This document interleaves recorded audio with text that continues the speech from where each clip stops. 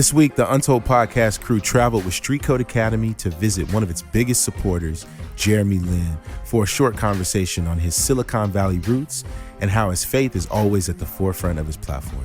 Check it out.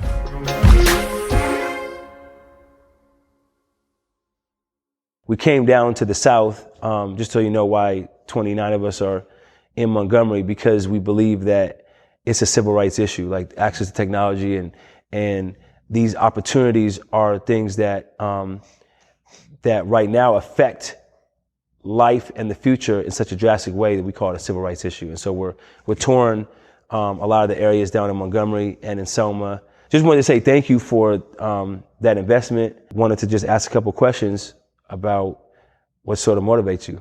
Well, I guess it starts back in Palo Alto. I grew up with, on the nice side of town in Palo Alto. And we would often pick up, I had teammates, AAU teammates, high school teammates, so on and so forth in East Palo Alto. And one of my best friends growing up, Stephen Brown, lived in East Palo Alto. We ended up going to win a state championship together at Pally.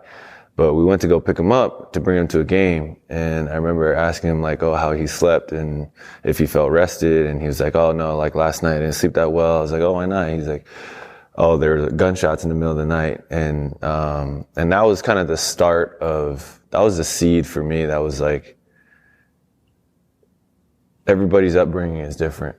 And then I went on and I remember, talking to him dude, you can play, you gotta, what about college? You need to hoop, and go to college. And he's like, honestly, college wasn't, isn't something that, I always thought of. It wasn't the primary thing. It wasn't a guarantee for him.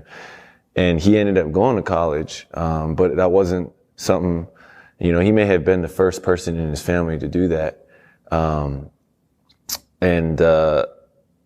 Just talking with him made me realize, man, everybody's stories are so different. And so I ended up actually going to live in East Palo Alto for 2 or 3 weeks, with my church. And we just, invested in one apartment complex. We lived with the kids and we saw a lot of different things. We saw, fifth graders, selling drugs, and we saw gang fights and people chasing people with bats. Some of the kids in our programs were in the mix of some of this stuff. And so, after all that, I was like, you know what? East Palo Alto is just,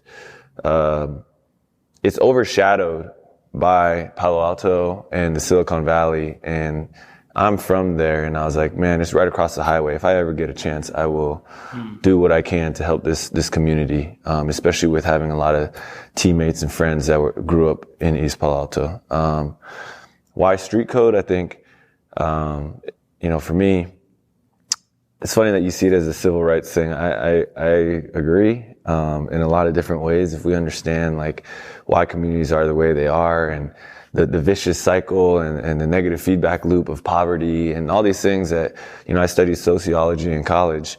And, I totally believe one of the biggest breaking points is education and ed tech, because our world is becoming more digital, more tech oriented. And if kids don't have access, they're already behind the 8 ball. If they're in a rough neighborhood, they're already behind the 8 ball. So how can you at least somewhat even the playing field or invest in them so that they can start to dream big and think they have a chance, and that it's not weird to think, hey, I want to go to Stanford, which is very close down the street, right? Have these type of aspirations and work towards those aspirations. And seeing you guys and the things that you guys wanted to do, and also being a part of one of my basketball camps out there in East Palo Alto.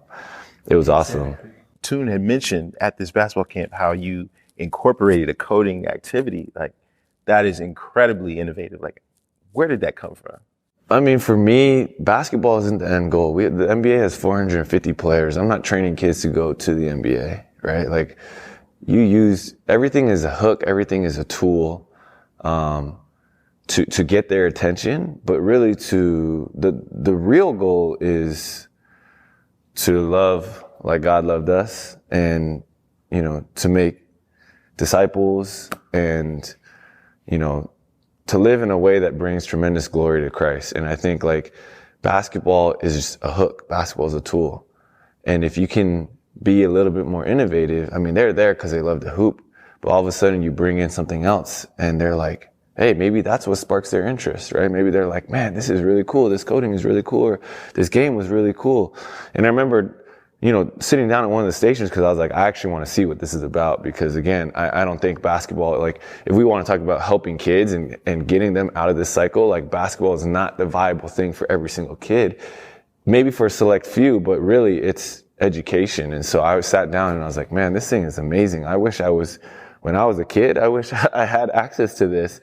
And so I was like, this is a real deal. And you're looking at, you're in the heart of Silicon Valley where like we are a leader in everything tech. And for kids to be able to have that, it was just, it was awesome. And again, it's only a small portion of the camp. You just go in there and then you pop right back into the gym and do what you came to do. But just a little bit of exposure, just a little seed, like you don't know what that could do.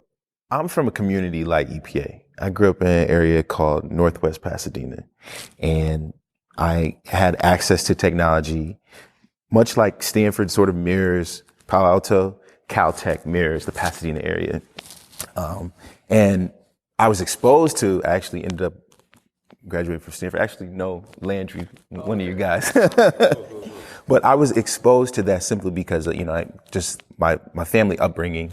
And what it created in me was a desire to create for others a platform that will allow people to have the tools that the best have, and that's what we want to do with Streetcode. And through this media is to provoke innovation and inspire purpose. The innovation mindset that exists in the Silicon Valley, everyone should have access to it. And the sad narrative is that literally, a friend like yours, like living in East Palo Alto is like feet from Facebook. Individuals like him, many of them don't even have laptops, don't have broadband internet, and it just breaks my heart. And so what I think that we can do with basketball camps, what I think we can do with media and podcasts is expose the world, to a broadened mindset. And when you do that, the possibilities are endless. So yeah, it's near and dear to my heart, obviously. So I think we're speaking the same language. That's pretty cool. For sure. Yeah. When did you decide that you would wear your faith so visibly on a platform like the NBA? Honestly, it's one of those things where it's like, I don't have a choice. And the reason why I say it like that, like I don't have a choice, is because so many people have come up to me and been like, I'm so inspired. You are bold about your faith. You talk about God and what he's done in your life. You give him credit. And I'm always a little bit like kind of confused because, like if anyone knows my story, it's like, who else would get the credit? And I don't mean to say that in like a super holy, like, look at me. It's literally like, dude, in every 11th hour, God came through and like opened a door that I didn't see coming. And that's not just like the NBA. That started well before the NBA. That started from birth when I was born to two parents who are 5'6", both of them, and like 110 pounds. Now you're looking at a 6'3", 205-pound person. Like it makes no sense. Nothing makes any sense. Then you could go down, even me in high school, me getting into high school, playing basketball, how I even got into the game, all the way to the NBA, all the way through Linsanity.